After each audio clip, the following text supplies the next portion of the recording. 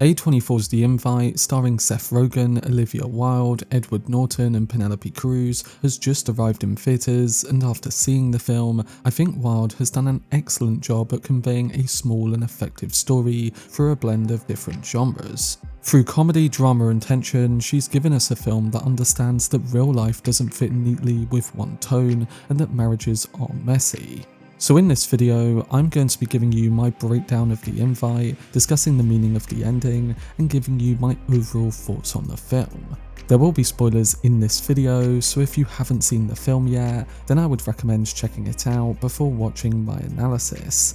Before I get into it though, if you want to keep up to date on any of my videos on the latest movie releases like The Invite, then don't forget to support this upload by giving it a like rating, subscribing to the channel, and turning on your notifications.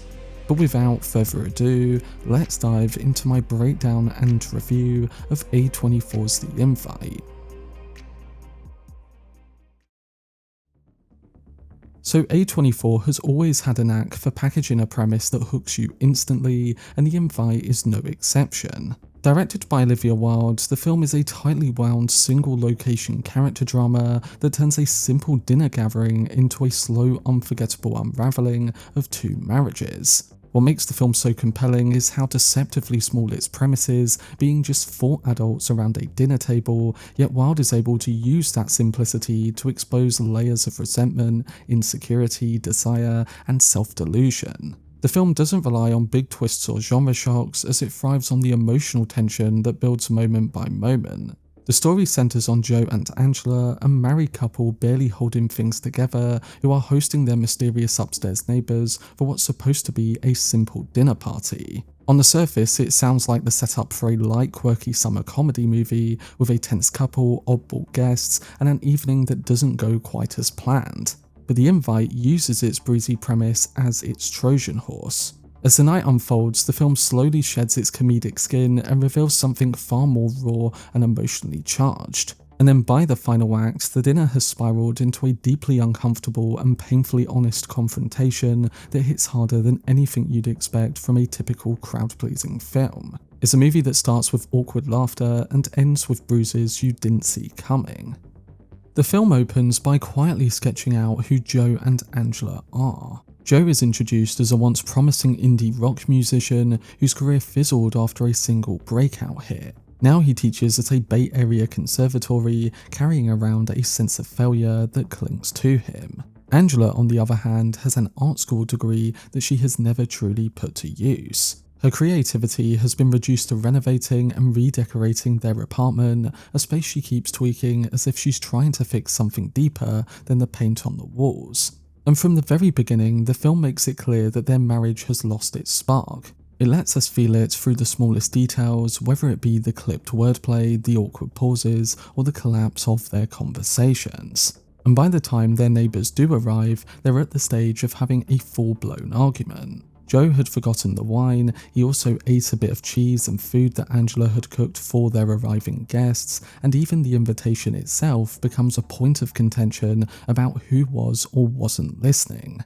The neighbours, Hawk and Pina, then enter their apartment and admit that they heard them arguing. The tension between Joe and Angela never really settles down, but Hawk and Pina start to introduce themselves, taking a bit of the tension away. We learn that Hawk is a retired firefighter, while Pina is a psychotherapist and sexologist whose confidence borders on theatrical. And we learn that while they've only been dating for a year, their loud and enthusiastic sex life has become a recurring disturbance for both Joe and Angela, something that Joe is determined to confront them about the moment they walk through the door. They then get the truth from their neighbours, who reveal that they have full-on sex parties and that they apologise for the noise that they have created over the time that they've been their neighbours. Angela, meanwhile, is desperate for their approval, saying that she is completely fine with it, while Joe sticks with the opinion that it has caused them problems, especially with their own daughter hearing it. Again, Angela just hopes that the dinner will smooth over the awkwardness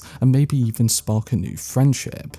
She even brought specific things for the apartment to just win over their approval, like a rug that Hawk takes a liking to, and Joe just finds this incredibly weird.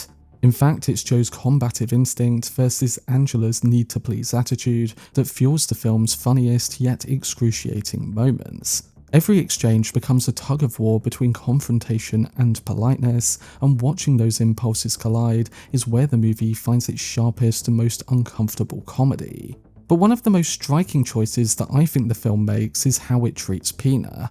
While every other character is gently poked at or exposed through moments of awkwardness, Pina is the one person the movie refuses to mock. She's too self-assured, too grounded, and too precise in her observations of Joe and Angela's marriage. Her confidence is essentially the film's moral compass. She sees the cracks in their marriage long before they're willing to acknowledge them, and her honesty becomes the catalyst for everything that follows.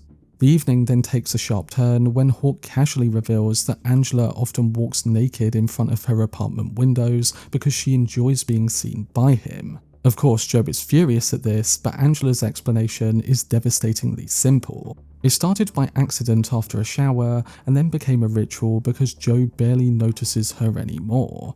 And that confession is the moment that the film cracks open. It's a quiet, painful admission that exposes how invisible Angela feels in her own marriage. And the film uses this revelation as emotional truth, finally breaking through years of silence. But then comes the real reason for the dinner invitation. We learn that Hawk and Pina want Joe and Angela to join them for sex. It's an outrageous proposal on the surface, but the film treats it as something deeper, essentially a pressure test for a relationship that's already buckling. And Pina, who recognizes the resentment simmering between Joe and Angela, immediately suggests that they shouldn't all be together that night. Instead, she proposes that they split into pairs, with Joe going off with Pina to his office and Hawk and Angela having sex in the kitchen. When it happens, both encounters unravel almost instantly though, not because of the proposal itself, but because neither Joe nor Angela knows how to articulate what they actually need from each other. And what rises to the surface in these moments is Angela's emotional honesty. She begins to articulate what she needs to feel desired, revealing feelings that Joe never realised existed. The proposal from Hawk and Pina isn't really about intimacy, as it's the crowbar that the story needed to pry open two people who have spent years swallowing their frustrations. It forces conversations that would never have happened otherwise, and the film uses that discomfort to reveal the emotional core of their marriage. Later on, after some prodding from Joe, Hawk then shares something deeply personal. We learn that his real name is Howard and that he changed his name after his wife died from cancer. He explains how grief consumed him until he met Pina through therapy and how she helped him rebuild his life. It's a vulnerable moment and one of the most human in the film. But Joe immediately ruins this with a tasteless joke after Hawk tells his story. Pina shares her extreme disappointment towards Joe's response, and it's a clear sign that his instincts to deflect with humour is part of what's poisoning his marriage and part of why Angela feels unseen. We get to the final scenes of the invite, and this is where we realise that the film has completely shifted into an emotional drama. After nearly an hour of awkward comedy, simmering tension, and uncomfortable revelations, Pina finally says what the audience has sensed all along. And that is that Joe and Angela are simply mean to each other. It's a blunt observation, but it lands with the weight of truth. The couple admits that they haven't been intimate in over a year, and instead of treating the confession delicately, they immediately fall back into bickering and blaming each other for the lack of sex, for their unhappiness, and for the slow erosion of their marriage. The accusations spill out without any elegance or restraint, and that is exactly the point. The film wants us to see how messy honesty can be when two people have spent years avoiding it. We then get a painful, unfiltered conversation about what happens when happiness quietly disappears from a relationship.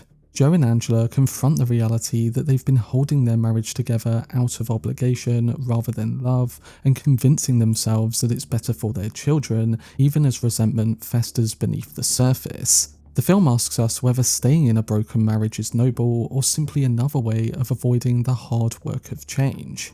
And what makes the ending so effective is how gently it ties all of these harsh truths together. After nearly 90 minutes of discomfort, awkwardness, and emotional misfires, the film resolves itself through something that feels almost like a therapy session. The evening has moved through every possible tone, being awkward, cozy, strangely sexual, disastrous, and even hinting at divorce. Yet the final moments of the invite leave us with a sense of light breaking through the cracks.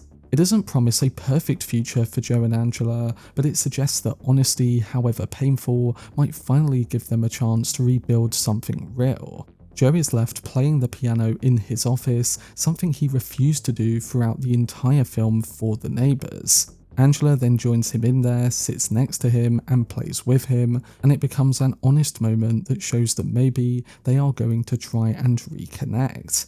What's refreshing is that the movie never promises Joe and Angela a neat resolution, and instead it offers the idea that acknowledging the truth, however uncomfortable, is the first real step towards change. Cruz and Norton's characters function as more than just comedic foils in all of this too, and they're almost like ghosts and living reminders of how life can twist, rebuild, and reinvent itself. Their presence encourages Joe and Angela to confront the self-destructive path that they've been walking. And while they were never meant to help fix the marriage, they were meant to hold up a mirror. Through Hawk and Pina, Joe and Angela are forced to see themselves clearly for the first time in years. And that's why the ending lands with such emotional weight. It doesn't tell us whether Joe and Angela stay together, it asks whether they finally want to. That ambiguity is a reminder that relationships don't hinge on grand gestures, but whether two people are willing to choose each other again even after everything has cracked open.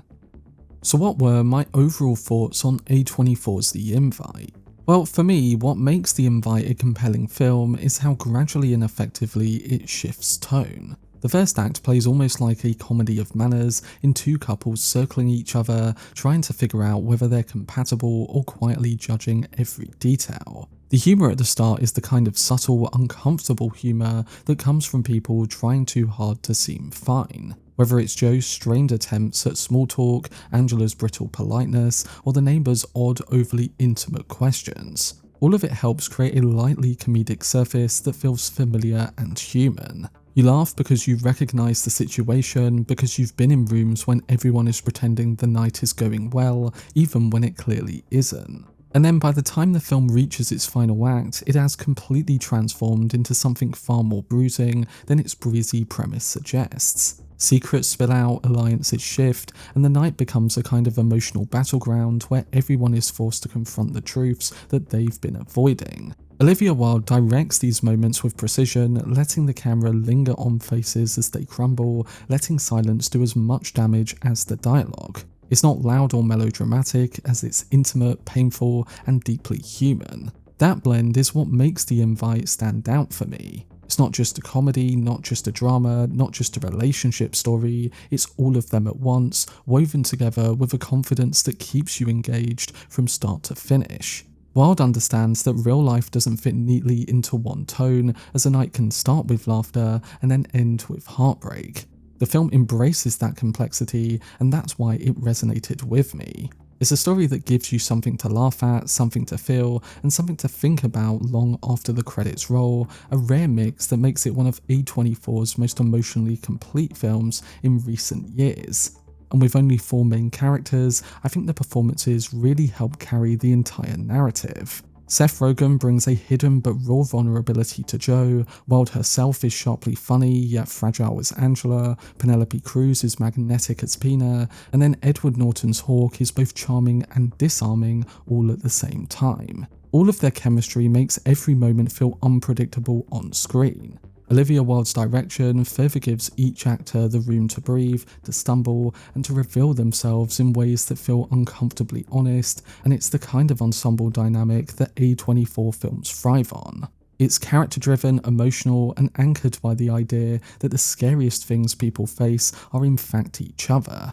So in the end, I think The Invite is a film about the danger of pretending everything is fine when it isn't. It's about the cracks in relationships that widen when exposed to the wrong kind of pressure. And it's about how a single evening in one dinner, one conversation, or one set of guests can change the trajectory of a marriage. Wilde delivers a story that starts with awkward laughter and ends with a lot of emotional bruises that you don't see coming.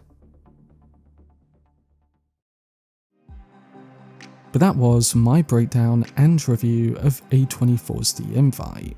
If you've seen the film, then let me know down below in the comments section what you thought of it and whether you agree with the points I raised in my review. For much more videos and breakdowns, then subscribe to the channel and turn on your notifications. Also, if you enjoyed this video, remember to leave a like, rating, and follow me on social media via the links in the description. But anyway, I hope you guys enjoyed it. I've been Cortex, and as always, make some noise.